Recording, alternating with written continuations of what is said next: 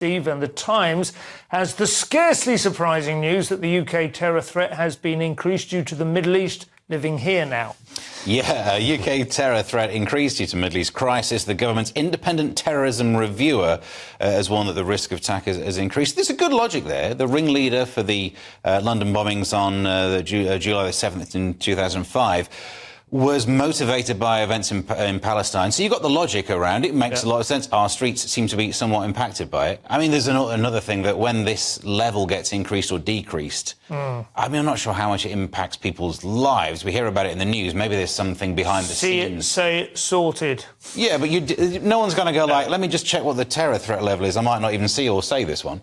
So I'm not sure what it's like, the doomsday clock. I suppose the only thing they're covering their backs, like 90% of things these days. If there is to be some sort of outrage, they don't want it to be said, well, you didn't even increase the terror threat. Yeah. Also, I do wonder, would anyone really point anything out? I mean, I think Londoners are in their own bubble anyway. They're going home from work or going to work. They're busy.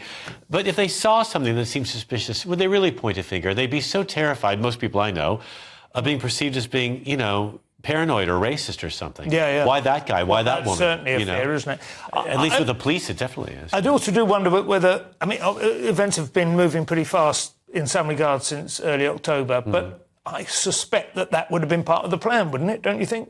This wasn't intended to be an isolated... These things are always supposed to trigger a domino effect. I think that, yes, they got what they wanted. Whatever the terrorists wanted on the 7th of October is they've achieved, and then some. Yeah, that's the horrible thing, isn't it? That they regard themselves as collateral in a weird way. And I think they see this as did the people that organised 9/11, as being much more successful than they'd hoped. Yeah. The ripple is much farther than even this story does move us away from talking about whether the threat of terror is impacting the way that Parliament works. Everything seems to be pulling away from this one story that we should talk about. Like people who threaten violence had, for a short time, more control over parliamentary procedure than the SNP did. Maybe we should address that at some stage. I mean, when you put it like that, it actually sounds like...